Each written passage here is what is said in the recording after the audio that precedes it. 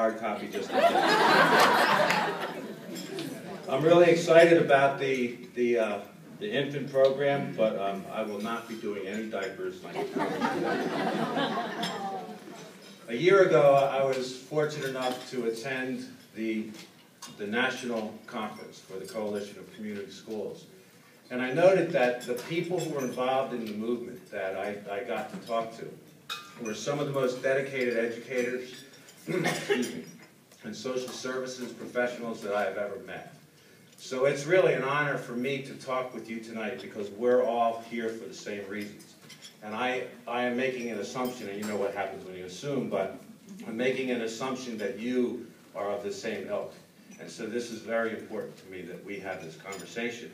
I've been asked to share with you what being a full-service community school means to our community, to our kids and their families, to our faculty and staff, and to me.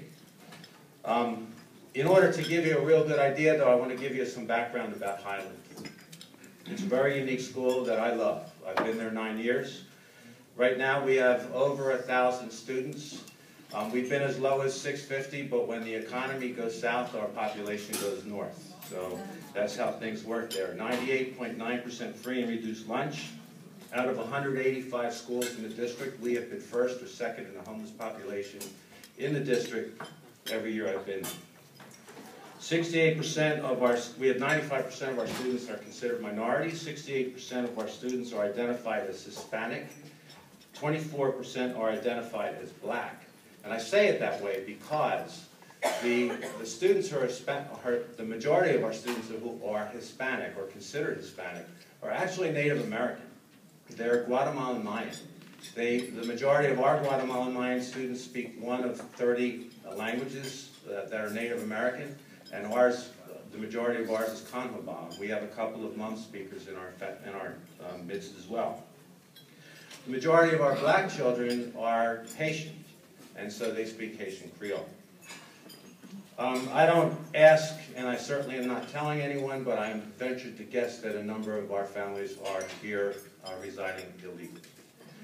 So it should have been no great surprise to me for when I showed up, this big old gringo walks in the room for our first SAC meeting, our School Advisory Council meeting, that it was me and 4 teachers.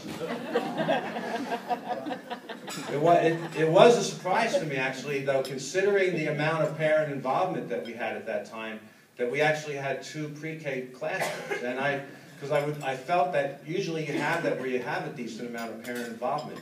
And then reality hit, and I found out that the pre-K students actually came to us from other communities and went back to those communities when their children finished pre-K.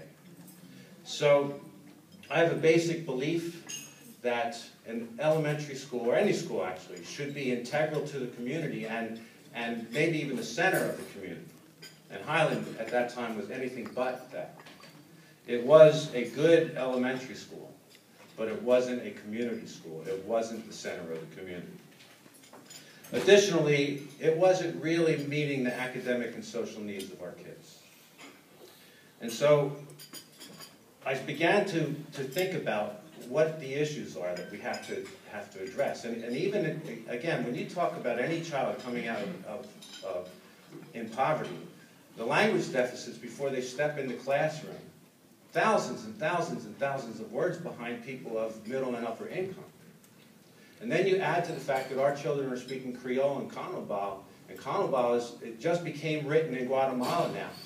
All right, that's new. It's not written here. So our kids, that just compounds those deficits by many, many times. Let's put it that way. So we knew we had some of our challenges, and I wasn't really sure what to do, but I knew we had to address these deficits. And the first thing that came to mind was we needed to build a pre-K program. And as I talked to other people during the first year, that the idea of a pre-K program began to build into, we got to get a birth to 5 program. But not just that. The other thing that we realized is our parents weren't coming for a reason. It wasn't because they were afraid of the big old gringo. It's because they didn't know. And we had to find a way to educate the parents. So if we're going to do a pre-K program, we're going to expand that and make sure that it serves our community, we also needed to have a parent component. Now, I didn't know it at the time, but Tana was thinking the same thing and was looking for someone nutty enough to do it at a school site. And here we are. So soon after that, the director of our pre-K program, MJ Steele, heard about what we're doing, and she's jumped in to be supportive of us. And once the district and the school and Children's Services Council got together, we began to move forward toward becoming a full-service community school. Now, in all honesty, I had no idea what a full-service community school was. But I know we're going in that direction. And I'm still learning. But I get to see what it is like every day at our school. And I want to describe some of the things that we have going for it. We'll flash forward 9 years. We now have, here goes my technology. Oh, there we go. Okay. We now have a program at our school called Bridges at Highland.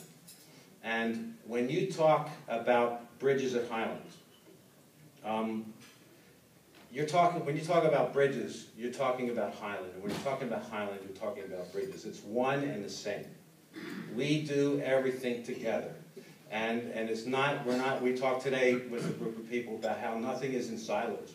And that's so important, because in order to do the things we need to do, as we were just hearing, we need to reach across from people that you normally deal with. And the Bridges people taught me that. Now, Bridges at Highland is called that because when the Bridges program started, it first was a Bridges Beacon program. They had done such a good job, the wonderful people that work with me at Bridges at Highland, that it now has been replicated throughout the district.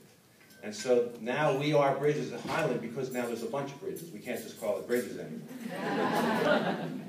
And I'm really proud of that fact, and I think they are as well, because they've done some phenomenal things, and I want to describe some of them to you. We now have a 2-year-old, a 3-year-old, and 2 4-year-old classrooms in our school. And you heard that we're going to expand, we're going to go further into the infant programs as well. Now, the parents that are in oh, by the way, they're a dual language program. They start out speaking Spanish in 2nd and 3rd grade, 4th grade they go to dual language, and then they go directly into our kindergarten dual language program, which goes through 5th grade. Now, our entire school is not dual language. Half of our school is dual language and half of our school is not. But the thing that's interesting about it, I had a conversation with one of my 5th grade teachers, and this is a great guy. He only says hi to me like 2/3 of the year, and then every once in a while he'll close the door to my office and want to talk to me for 3 hours. And that night I got home 7:30, right? But one of the things he really wanted to talk about the dual language program, because he said that this year he's got a unique situation where he teaches one 5th grade, he's a math teacher, we're departmentalized. He teaches one 5th grade dual language class and one 5th grade non-dual language class. And he said, Mr. Killeen, the difference between those classes, everything about it, parent involvement, the kids actually do their homework. You know, that was like, hello. But he said they do their homework, the kids are respectful, they have a demeanor about them in school that is unbelievable. Now, that's not because their parents are better. That's because their parents know. And you're going to hear about how they got to know, how they got to that point. You see, every parent that becomes part of the Highland program for pre-K has to participate. It's a requirement, or they're no longer in the program. Must participate 7 times each semester in some school activity. And it could be a SAC meeting. It could be one of our parent university meetings. There's a variety of things they can do. But they have to come to the school. And it's not to sit there and say you have to be here 7 times. The idea is to break the fear that parents have had for coming to the school. And parents were afraid of coming there for a variety of reasons. Some of them were illegal. Some of them just didn't have any education, were afraid to be in a situation they were completely uncomfortable with. So bringing them to the school, all of a sudden it's, wow, this isn't so bad. And the offshoot of that is that the parents, once they finish pre-K, don't stop coming to the school. They continue their involvement. It has been phenomenal. And it has been so helpful to our teachers. It's been helpful to our kids. And again, they want to know. And so every time we offer something for them, they come and they learn. They want to be their child's most important educator. And that's what we want to have happen as well. And again, we have a long way to go to where we need to be, but this has been huge for us, and it's been huge for our faculty and staff as well. The parents now have the ability to take advantage of a number of courses that Bridges offers. We have everything from GED to language acquisition courses. We have, oh, I just got an alarm to do something. I think take a cough drop maybe, I don't know. Excuse me. Sorry about that, I just popped up there, I didn't know what to do. So I'm still in the 20th century, I can't help it.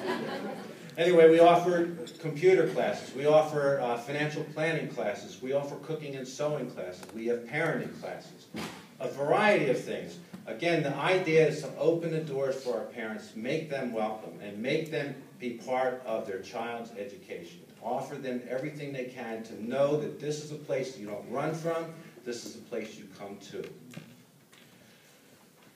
We have an unbelievable mentoring program now as part of our Bridges program. And this is